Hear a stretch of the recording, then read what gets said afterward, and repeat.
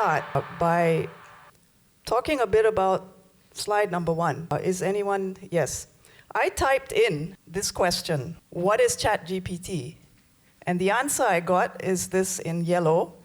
ChatGPT is a language model created by OpenAI. Blah, blah, blah, all the way till the end. But I focused on, next slide please, 2 items in this paragraph. The word trained and the phrase natural language responses. From these 2 items, I thought of the irony. While ChatGPT was created and trained by a human being to respond to questions by humans, educators and students have regressed qualitatively in pedagogy, research, intellectual depth, and critical discourse. Human-to-human communications has changed too. So this is the framework I'm presenting for the rest of the presentation. And what is AI then? Just another distraction, in my opinion, adding to a slew of critical problems in higher education. And the last, what is this slew of critical problems in the higher education crisis? We will talk about it.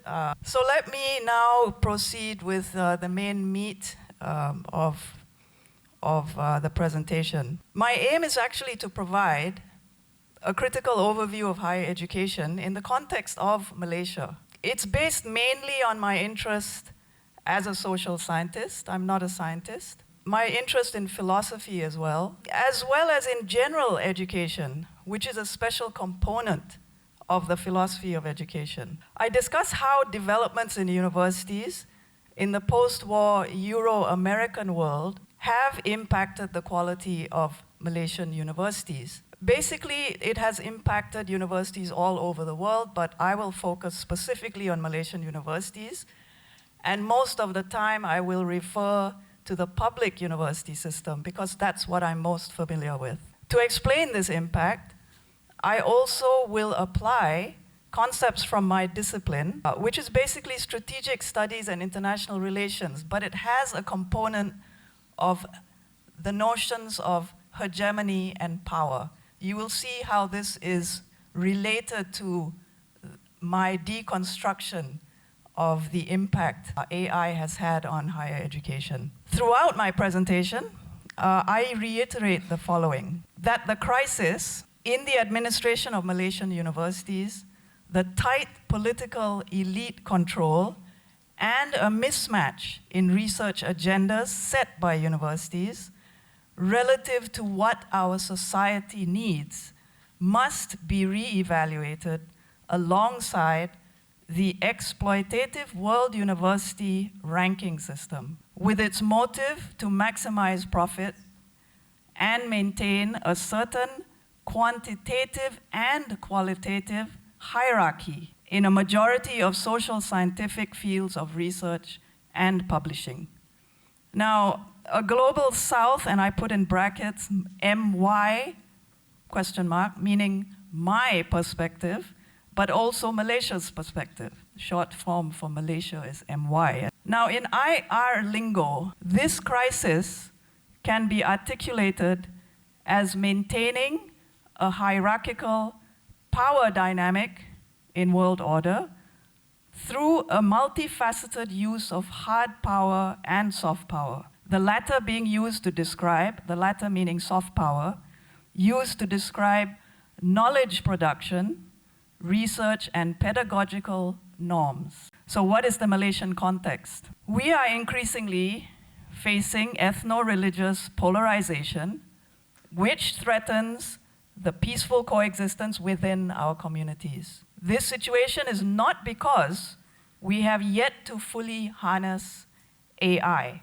or ChatGPT or all the other permutations of AI. The problem lies in corruption, political patronage, cronyism, racism, bigotry, prejudice, and sexism. All of these are on the rise in Malaysia. This is in part due to the neglect of the teaching of the social sciences and humanities in schools. For example, there are no courses in primary school which focus on the diversity of races, ethnicities, ideologies, or religions.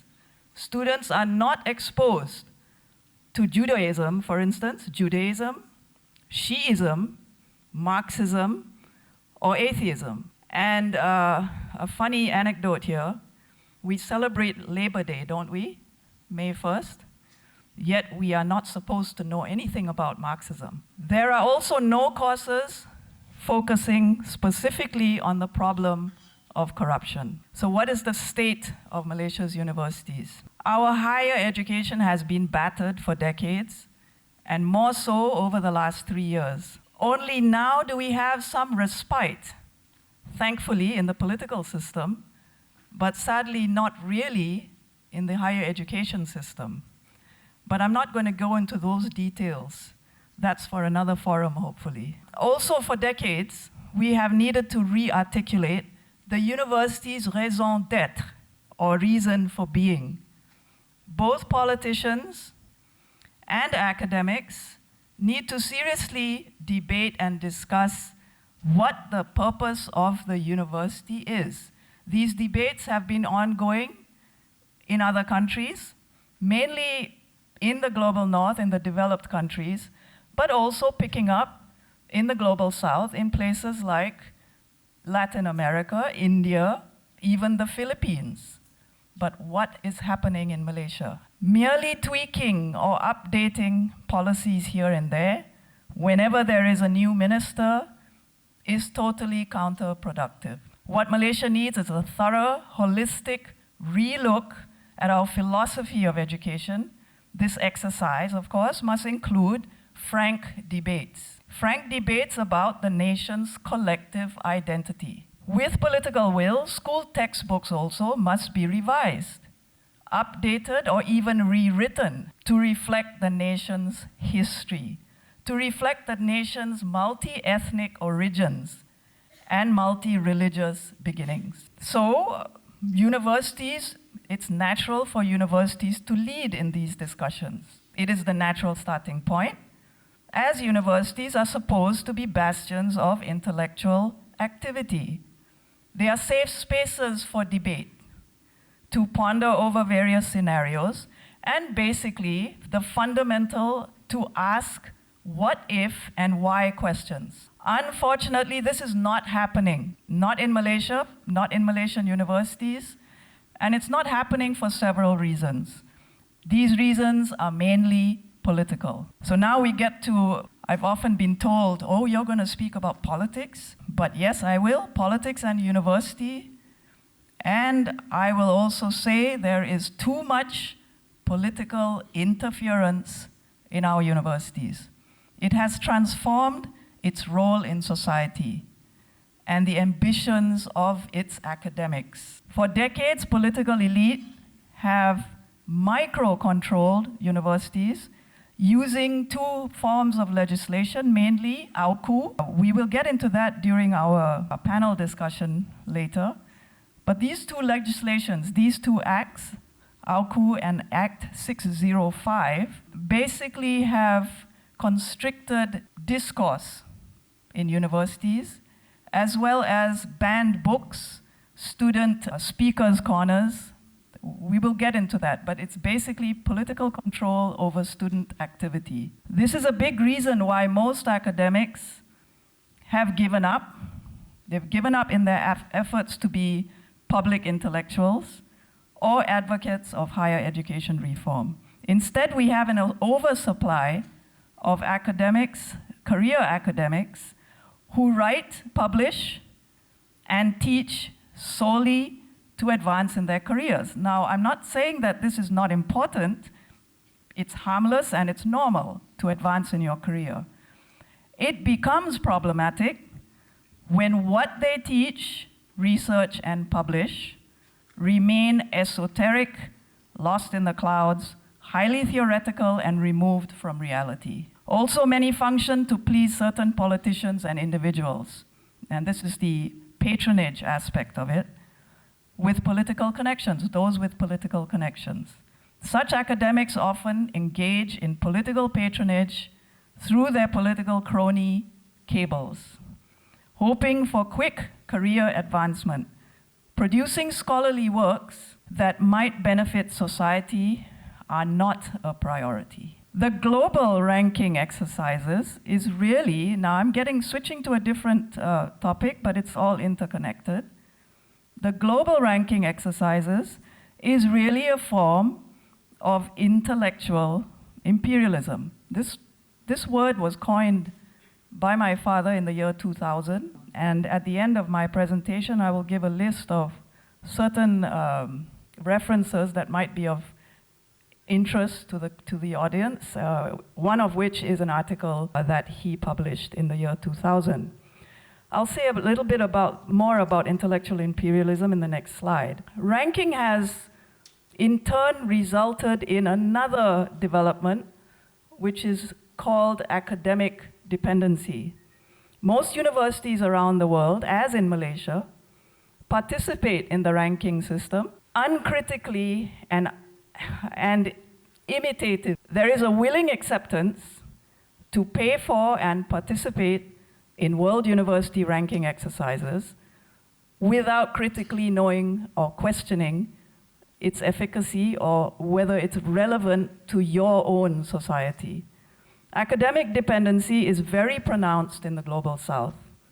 Universities depend on such exercises basically for global and regional recognition, for quality reassurance, for cues on research agendas, etc. The idea that everything that is suggested by the global north or by developing countries must be of higher quality than what we can produce. Conversely, there have been groundbreaking decisions made by several universities in the West to abandon the ranking exercises. And we can talk about these universities, including Yale and Harvard, Berkeley. We can talk about that later, why they decided to get out. This, I think, is one of the last few, two. The exploitative nature of ranking. Now, this is another word we use in geopolitics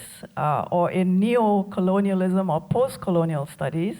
Exploitation is a very important word. It is the exploitative nature of rankings, which includes the notion of intellectual imperialism, that our public universities and political elites should openly debate, critique, and question. For example, journal subscriptions are very expensive, but we are willing to pay because we accept the peer review process as professional and fair. But is it? More academics are rushing to publish, while teaching and pedagogy are neglected. Also, quantity rather than quality is preferred, and that is the indicator of excellence. We don't even realize that when it comes to academic publishing, the current intellectual property system is a significant colonial force. It exists to put borders on knowledge and restrict its movement. For example, the ownership of copyright, accessibility to readership, the open access system, etc. Let me just go on to the last slide, which is my conclusion. I would like to conclude with this thought, that fundamentally, AI, including ChatGPT and other forms, should be perceived as just one of many teaching and learning aids. However, it is incapable of critical thinking because it does not know what to value. It may prompt humans to think critically, but by providing multiple angles to a phenomenon. However, it is up to the human mind to go the philosophical or moral distance, which AI cannot do. In the current Malaysian context, we are often required to go the moral distance to overcome many obstacles in our socio-religious lives.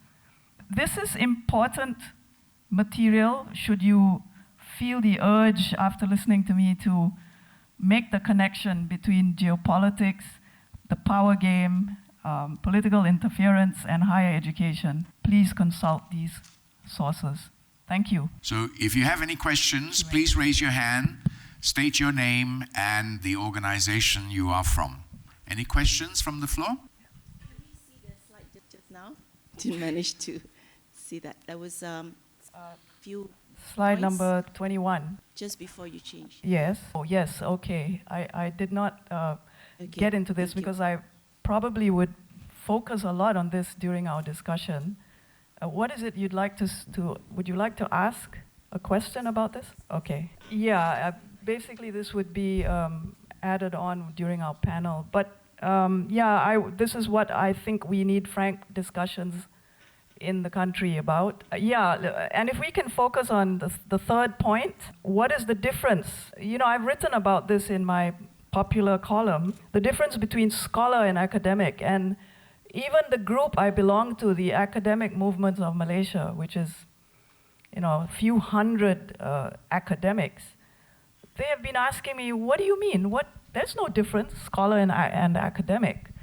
So let alone, the academics themselves do not know the difference, and they do not see the reason to know that there is a difference. But this is related to scholar activism and why that is an agent of change if we want to progress. No questions? Well, thank you then, Munirah. Ladies and gentlemen, please a big hand for Dr. Munirah Alatas.